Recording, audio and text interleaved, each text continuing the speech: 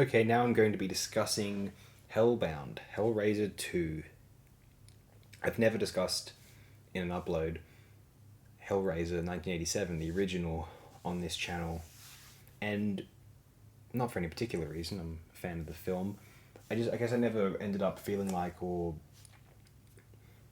having any particular series or theme where I felt the need to rewatch Hellraiser. I've seen it a number of times since my mid-adolescence, yes.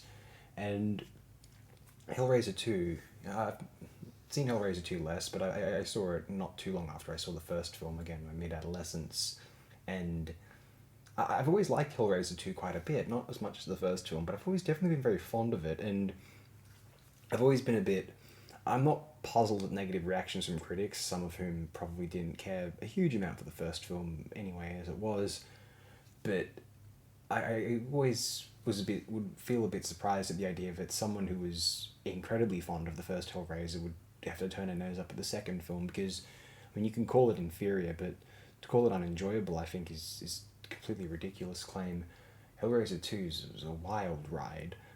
I frankly can't get enough of it, and I realised this is a film I haven't seen enough of. I've seen the original enough times. I mean, it sort of draws you into it, and yet the sequel, I realised, like, this is a film I ought to have spent more time with. It's just totally compelling, all the images on display. I mean, there's an infamous Roger Ebert dismissal of the film, which I think is kind of bizarre, frankly. I feel like the man had a bit of too much of a moral Puritan attitude regarding the existence of violence in the cinema, especially when the violence is so absurd and sort of relegated to a particular sort of subculture and niche as Hellbound, Hellraiser 2 is. I mean, it's not like this is being pushed to the mainstream. They're aware that this is not going to be for everyone.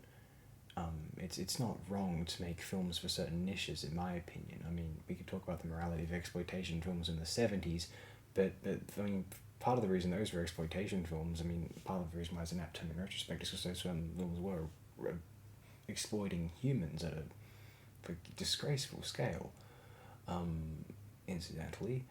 Now, Hellraiser 2, it's one of these things where we just have to admire the sheer craft of the production, the creativity of the crew.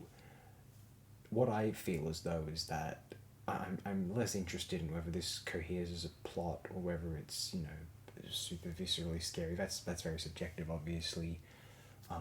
Many people will vomit at this film, there's no doubt about it, actually. But it's one of these things where I realise that if cinema is simply the craft of images, and if we're going to laud people like Fulci as a genius now, relatively uncontroversially, as we ought to, as videos of most of Fulci's films, if you may not be aware, you don't have to be. Maybe you shouldn't be, to be honest. There's better things to do in life. But Hellbound, Hellraiser 2 is the appeal of one of Fulci's sort of bizarre, possibly incoherent, but just totally cinematographically spellbinding features. I watched Hellraiser 2 again because I felt like sort of considering the body horror theme, and that's the one that really jutted out at me. I want to rewatch Hellraiser 2. And so here we are with Hellraiser 2.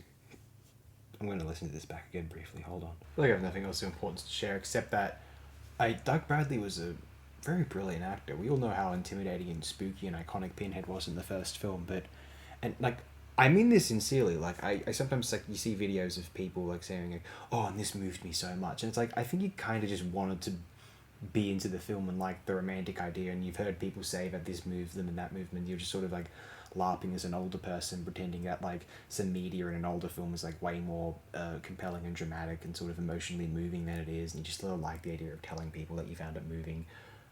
I honestly, in this case, I feel so genuinely moved by that moment when Christie hands Pinhead the photo of his former self, and he sort of holds the other Cenobites. Wait, he was like, I remember.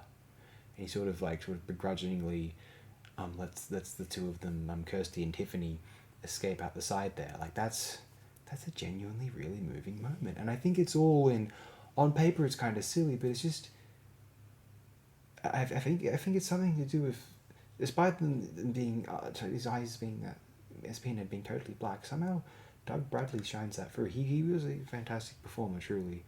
And I think that's all I have to share here. Thank you, everyone. I appreciate it really immensely.